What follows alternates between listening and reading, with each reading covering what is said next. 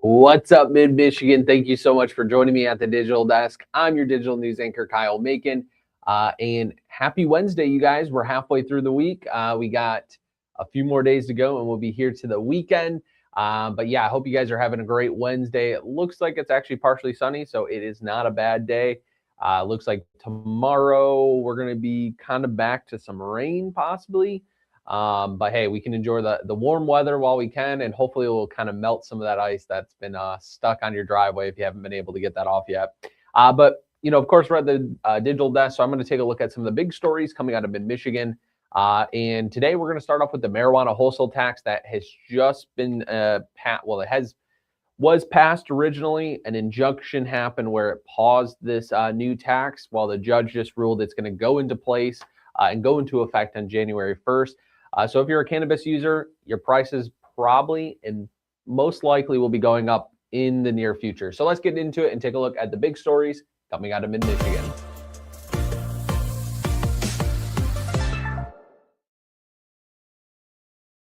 All righty. So like I said, a marijuana wholesale tax could cause prices of cannabis to go up. So starting on January 1st, a 24% marijuana wholesale tax will be applied to companies that grow or create cannabis products in Michigan.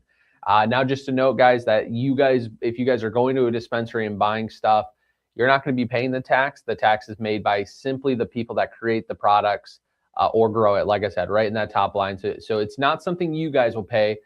But anyway, we talked to two dispensaries, so we wanted to get their reaction to this. Do they think it's a good idea? Do they think it's a bad idea? And this marijuana wholesale tax is going to be used to repair roads, and they think it's going to generate around $420 million in road repairs.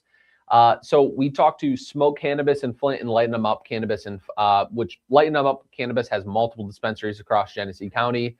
But they actually had two differing opinions. Smoke Cannabis didn't think it will affect consumers. However, Lighten Up Cannabis says prices will eventually go up. Whether it's the end of this year or the beginning of 2027, everyone's prices are going to be going up, and that 24% will be shown. That was Kyle Cohey, the owner of Lighten Up, or the co-owner of Lighten Up Cannabis. But Roxanne Foote with Smoke Cannabis sees things a little differently and believes that the cost will not be passed on to consumers. She pretty much explains that, this is not a tax that you'll be paying for when you actually purchase your stuff. Instead, it's, those suppliers of the products that'll be paying this tax. But Kyle Cohey sees it also differently. He thinks that it's going to be like trickle-down economics. If you're going to be buying from your supplier at a higher price now, well, you're not going to sell it at the same price anymore because you're just not going to make a product or profit. And Michigan already has one of the lowest prices for marijuana in the whole country. So there's not a lot of profit to be made already. And he did bring up to the point that marijuana is actually one of the most taxed products in the whole entire state. So he told me that they have a 6% sales tax, a 16% excise tax, and now that 24% coming from the wholesale. Like I said, it's going to bring about $420 million in funding.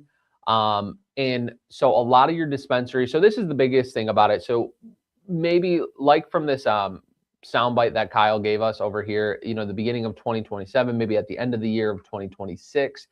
The reason why you'll see probably prices stay the same for a while is because all these companies are stocking up in Michigan. So Kyle literally told me that Lighten Up Cannabis, they're stocking up like crazy to keep the prices low. Smoke Cannabis, I'm sure, is doing the same, and multiple other companies are doing the same just to, obviously buy the products at a cheaper price, keep that sale price down.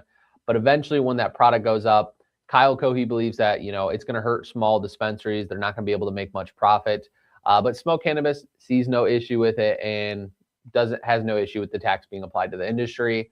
So yeah, let me know what you guys think about this in the comments below. What you guys think is going to happen? Do you think prices are going to go up for consumers? Do you think it's going to go down? Do you think trickle down economics is going to work? Or just let me know in the comments what you guys think about this marijuana wholesale tax.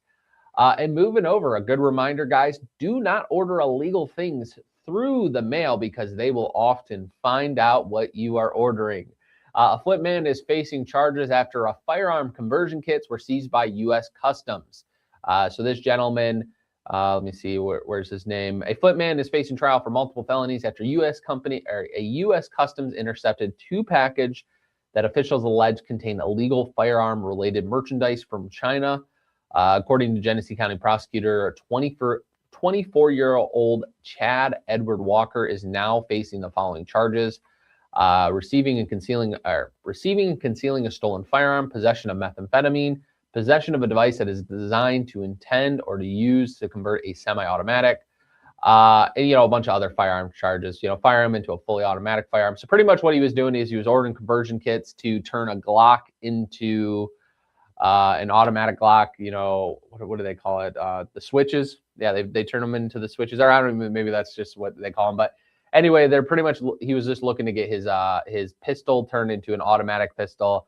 And he also had a AR-15 conversion, which simply just makes it from semi-auto to full auto. I know a lot of times people, when they're talking about AR-15s, they think they're already fully automatic. They're not. It's illegal to do this. You cannot have a fully automatic weapon unless you obviously have some certain qualifications, and there's a lot of, I know there's like a certain year you can own like some Uzis and stuff like that from previous years in the 90s or maybe the 80s. Don't know for sure, but there is ways that you can, but you obviously have to be a registered person. You have to go through a lot of training and all that stuff. So yeah, you cannot order conversion kits to turn your guns into automatic weapons here in the state. And I'm pretty sure it's a federal crime as well. But yeah, so according to the investigative reports, the Flint area narcotics group known as FANG on July 29th and August 3rd of 2024, Customs and Border Protection at Chicago O'Hare International Mail Branch intercepted 2 packages containing an automatic pistol conversion and an automatic AR conversion device. Both packages originated from China and with manifested cargo descriptions of a racing car assembly toys. Wow, that's crazy. So both were addressed to on E. Gracelawn Avenue in Flint. As part of the investigation of the matter, the police obtained a search warrant from the prosecutor's office pending delivery of the parcels. On August 21st, 2024, the parcels were delivered by the U.S. Postal Service under surveillance by FANG.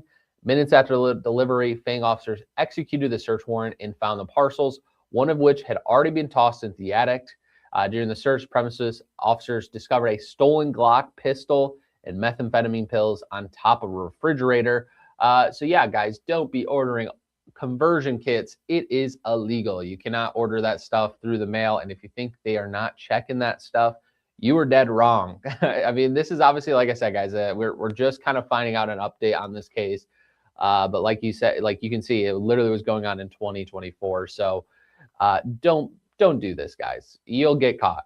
just have fun with the semi-automatics, guys. Unless or go the extra route, get those licenses that it requires to own some of those older automatic weapons. But anyway, your annual holiday glow tradition aims to lift kids' spirits at a local hospital. So this one is pretty cool. I love it. Tuesday marked an evening of light, hope, and holiday cheer for pediatric patients at Hurley Children's Hospital. The Hurley Glow 2025 took place at Hurley Medical Center in Flint on December 16th, where local first responders circled the hospital campus with emergency light blazings and a symbolic show of support and encouragement for young patients and their families. I just love it, and I'll show you guys some of the pictures. Let me see. Allie in the comments, I do not know how to read that. I apologize, my friend. But yeah, here it is. Just a couple photos from there of a bunch of first responders trying to make the holidays a little happier for kids and families over at Hurley Children's Hospital. So just a cool story. Just wanted to show you guys that. Give a little shout out to everyone there. But yeah, coming up tonight on Mid-Michigan Now, I know we're going to have obviously more on the Flint man facing charges and a few other things. But for me personally, I'm heading over to Carroll at the Tuscola Technology Center, where I'm going to be hanging out with some students that made it a sugar beet for their New Year's Eve ball drop. So you know how Traverse City has the cherry drop? Well, this one is a sugar beet because over there on that side of the state, sugar beets are one of the larger producers of sugar beets in our state. And I think there's actually a company over there that actually does sugar beets in Carroll. So I'm going to be going over there to see how these, I think they're high school age students created this sugar beet. So they welded a sugar beet out of metal. They're actually going to go now. I think today they're putting lights on it and stuff like that. So I'll have that coming up later tonight on Mid-Michigan Now. Another feel-good story, but guys, seriously, I need your help telling me about feel-good stories in our area. People doing good things. If you know if a first responder came out to your house and helped you a ton during your time, let us know about it. Anything that we can do to show that this community is amazing, I'm for it. Let us know in the comments or reach out to me on Kyle Macon TV on Facebook. But anyway, I hope you guys have a good one. Take care, stay warm, and I will see ya when I see ya. If I can actually turn this off. Oh, there it goes. All right. See you guys. Take care.